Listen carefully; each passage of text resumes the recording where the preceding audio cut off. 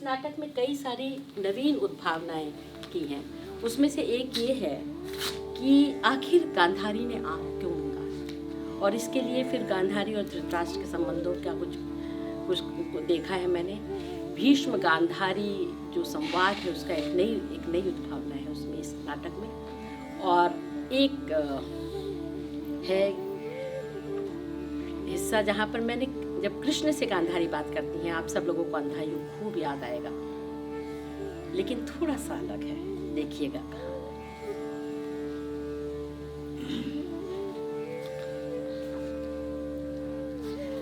आ गए आप? बहुत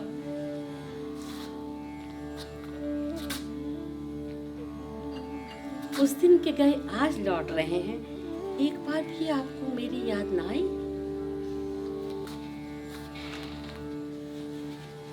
ध्यान क्यों नहीं आया?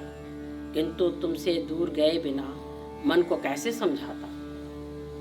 मुझे इस बात की निरंतर वेदना रही कि तुम कुछ बुझी बुझी सी रहती हो। कहो, अभी भी बता दो, कहीं तुम्हें इस बात का खेद तो नहीं कि तुम्हारा विवाह एक अंधे पुरुष से हो गया है? अरे पुत्र, मेरी किन बातों ने आपको यह सोचने के अवसर दिए? आप इतने दिनों बाद लौटे हैं और अभी भी वही बात कह रहे हैं जो जाते समय कह गए थे। प्रिय, तुम्हें मेरी वेदना का कुछ नहीं पता। मेरी माता गर्भ धारण करते हुए महर्षि का रूप देखकर इतनी भयभीत हो गई थी कि उन्होंने अपनी आंखें बंद करके मेरे जीवन को सदा सदा के लिए अंधकारपूर्ण कर दिया। मैं नहीं चाहता कि तुम भी ऐसे किसी मनोविकार से ग्रस्त हो। ये मैंने तो आपको आपकी पूर्णता में स्वीकार किया है, फिर यह उत्कंठा क्यों? ज्ञानेंद्रियों में आंख की बहुत महत्वपूर्ण भूमिका होती है गांधारी। कहते हैं, देखने भर से मनुष्य जिस सुख का अनुभव करता है वह अद्वितीय है, और फिर कोई व्यक्ति या वस्तु मन को भा जाए तो उसका चित्त भी अस्थिर हो सकता है। आर्यपुत्र, चित्र तो उसका अस्थिर होगा जिसके चित्र में किसी अन्य के लिए स्थान बचा हो। मैं तुमसे यही सुनने की अपेक्षा कर रहा था। मुझे इसी बात की तो व्याकुलता मुझ में रहती है। प्रिय, मेरे निकट हो। मैं तो तुम्हारे स्पर्श और सुगंध में ही लिप्त रहना चाहता हूँ। तुम तो द्राक्षासव सी आसक्त करने वाली हो, सचमुच की गांधारी। तुम कहीं गंधर्वी तो नहीं हो देवी? बिना देखे मैं इतना अनुरक्त हूं। अगर देख पाता तो तुम्हारा दास हो जाता। कौन जाने किन किन पुरुषों का चित्त तुमने अपने रूप से अशांत कर दिया है। पांडु को तो दूसरा विवाह ही करना पड़ा। आओ, आप पुनः उसी बात पे आ गए। तुम जानती तो हो, मेरे अंधत्व ने मुझे सदा का दीन बना दिया। जब तुम मुझसे प्रेम करती हो तो लगता है कि तुम मुझ पर दया कर रही हो। जब ज्येष्ठ पिताश्री पांडु को युद्ध के लिए भेजते हैं और वन विहार को भेजने को व्याकुल रहते हैं, तो मुझे लगता है कि वे किसी भिक्षुक को कुछ काल के लिए राज्य करने की भिक्षा दे रहे हैं। कभी कभी तो लगता है अपनी बाहों में जकड़कर पांडु को चूर चूर कर दूं। क्या तुम मेरी इस वेदना का कोई उपचार कर सकती हो? कोई है उपाय तुम्हारे पास? प्रिय, मैं तो अपना तन और मन आपको सौंप चुकी हूँ। आपकी धमनियों में बहता रक्त मुझे भीतर तक झकझोर देता है। आपके सुबल बाहुओं की जकड़ मेरी देह को उद्वेलित कर देती है। मन करता है आपके भीतर समा लो। शरीर के स्तर पर मुझ में और आप में केवल एक ही तो अंतर बचा है। आप अंतर की आंखों से संपन्न है और मैं इन बाहरी चक्षुओं से। क्या यह एक बहुत बड़ा अंतर नहीं है? क्या तुम्हें नहीं लगता कि तुम्हारे सौंदर्य को देखने वाला, तुम्हारे रूप की प्रशंसा करने वाला एक पुरुष होता जो तुम्हें बताता कि तुम्हारी आंखें कैसी हैं, तुम्हारे केशों का रंग कैसा है, किन रंगों के वस्त्र तुम पर खिलते हैं? मैंने काव्यों में पढ़ा है, कथाओं में सुना है कि स्त्रियां इस प्रकार की बातों से प्रसन्न और कामासक्त होती हैं। मैं तो केवल गंध और स्पर्श की बात कर सकता हूँ, तुम्हारे रूप की पूर्ण प्रशंसा नहीं, और इसीलिए मुझे बहुत वेदना होती है। ओह, आज मैं समझी कि आप प्रेम करते हुए अचानक इतने अन्यमनस्क क्यों हो जाते हैं। अचानक ही आपका शरीर ऐसा ढीला कैसे पड़ जाता है, और उसके बाद आप इतने हिंस्र कैसे हो उठते हैं।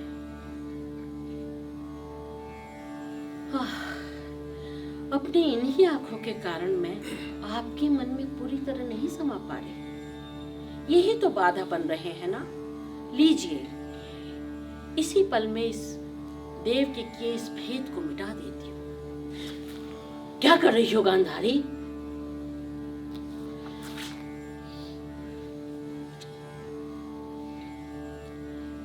आज मैं अपनी बाहरी आंखों को सदा के लिए मूंद लूंगी। मैं भी किसी अन्य को और स्वयं को भी अब कभी न देख सकूंगी।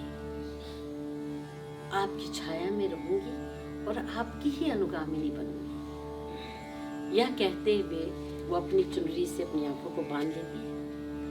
फिर धृतराष्ट्र का दाहिना हाथ अपने चेहरे पर ले जाकर के उसका स्पर्श कराती है। धृतराष्ट्र महसूस करते हैं कि गांधारी ने अपनी आंखें बांध ली हैं। गांधारी, महाराज, आज मैं स्वेच्छा से दृष्टिहीन हो गई। अब तो आप प्रसन्न हैं। अब तो आपको कोई उलझन नहीं, वेदना नहीं। अब तो मैं आपके मन के उपयुक्त हूं ना। आपकी तरह अब मेरे लिए भी स्पर्श और गंध ही सब निर्धारित करेंगे।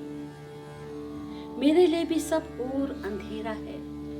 बस मन में कुछ उजास कि आपका विश्वास मुझे मिल सकेगा। गांधारी,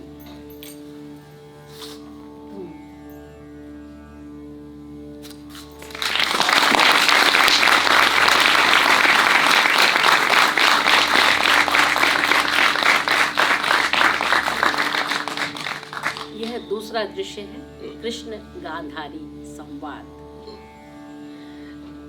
बेटा, तुमने मेरी एक बात भी नहीं मानी, कभी नहीं मानी एक भी बात। देवी, ऐसे ना रोइए। अरे मैं क्या नहीं जानती, उसी कृष्ण ने तुम्हें मेरे सामने नग्न आने से रोका होगा। वह तुम पर हंसा होगा। अरे कृष्ण काले नाग, तुमने मेरी जीवन भर की तपस्या नष्ट कर दी। कहाँ छिपे बैठे हो? अगर तुम में तनिक भी साहस है तो मेरे सम्मुख आओ। तुमने मुझे पुकारा माँ, लो मैं आ गया। माँ न कहो मुझे। कोई भी पुत्र अपनी माता को इस तरह से निपुता नहीं करता जैसे तुमने किया। माँ, मैं यह अपराध स्वीकार करता हूँ, किंतु इसके लिए भी तो तुम्हारे बेटों ने ही मुझे बाध्य किया। और अपने भाई शकुनी को कभी ना भूलना। अभिमंत्रित पासे फेंक रहे थे वे। हाँ, अब तो तुम यही कहोगे, सारा दोष उन्हीं का था। और सुनो, मेरे भाई को बीच में ना घसीटो। बेचारा मेरे खातिर पड़ा रहा सारा जीवन यहीं पर, और उसी का बदला लिया उन्होंने। माता, अब तो अपनी आंखें खोलो। बाहरी आंखें खोलने से कुछ नहीं होता। देखो, तुम तो सारा दोष दूसरों को ही देखो। अगर तुम चाहते तो युद्ध को रोक सकते थे। तुमने द्रौपदी और भीम को समझाया क्यों नहीं? मैं द्रौपदी को समझाता, तुम्ही ने दुर्योधन दुशासन से कह दिया होता उनसे क्षमा मांगने को, दिलवा दिए होते 5 गांव ने। मैं माता, क्या सच में मैं या कोई भी युद्ध को रोक सकता था? तुमने भी तो उसे कहा था, दुर्योधन जैसा अहंकारी, निर्दयी, कामी और लोभी क्या किसी के रोके रुक जाता? क्या तुम्हें याद नहीं कि उसने मुझे नहीं बल्कि मेरी अक्षौहिणी सेना को चुना? उसे हस्तिनापुर ही नहीं, इंद्रप्रस्थ का भी राज्य चाहिए था। उसे द्रौपदी भी चाहिए थी और 5 पांडव अपने सेवक के रूप में भी चाहिए थे। उसके लोभ और अहंकार की कोई सीमा थी क्या? और उस पर से राजन का बढ़ावा। वह तो सब सही है, किंतु सोचो, 100 पुत्रों की माता आज अपना कुलनाश देख रही है। एक दुर्योधन ही तो बचा था, तुमने उससे भी छल से मरवा दिया। और तो और, तुमने दुःशला के पति को भी माया से छल से मरवाया। मैं फिर कहूंगा कि उस छल का तो सारा आयोजन आपके प्रिय भाई ने ही आपके पुत्र के साथ मिलकर किया। और यह भी कि उस दिन अगर दुर्योधन ने कुत्सित ढंग से द्रौपदी को अपनी जांघों पर बैठने को ना कहा होता तो संभवतः आज वह जीवित होता और उसके भाई भी। और जहां तक जयद्रथ की बात है, उसने तो अनेक योद्धाओं के साथ अकेले निहत्थे बालक अभिमन्यु को मारा था। उस बालक की मृत्यु पर तुम्हारा हृदय न पिघला? तब तुम्हें क्रोध न आया जब जयद्रथ अभिमन्यु की हत्या के बाद अर्जुन का उपहास उड़ा रहा था? तब तुम्हें क्रोध न था? वे युद्ध के बीच की बातें हैं। उस समय सभी क्रोध में थे, सभी जीत की आकांक्षा से लड़ रहे थे। किंतु जब तुमने देखा कि मेरा एक ही पुत्र जीवित बचा है, तब भी तुमने उसे लज्जित किया, भ्रमित किया, अपनी जांघें छिपाने को कहा। तुमने मुझे निपुती कर दिया कृष्ण, तुमने मुझे निपुती कर दिया। कहते हैं कि तुम परात्पर हो, तुम ही जन्म लेते हो और तुम ही मृत्यु को प्राप्त होते हो। तो सुनो कृष्ण, सुनो, मैं शाप देती हूँ तुम्हें और तुम्हारे वंश को कि तुम्हें भी कुलनाश का यह दुख अपनी आंखों देखना होगा।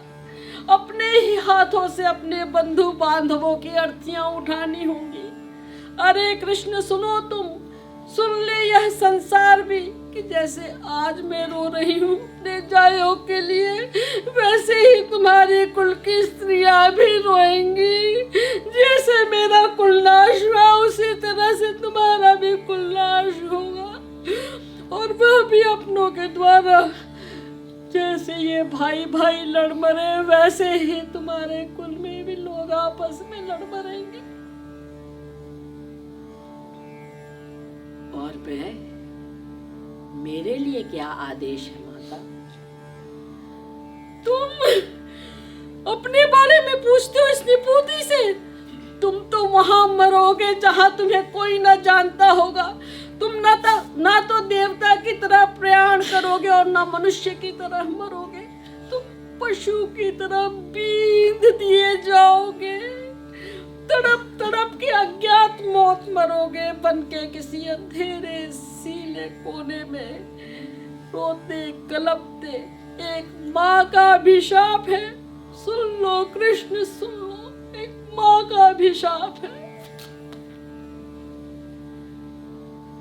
माता, मैं देख पा रहा हूं कि यही होगा।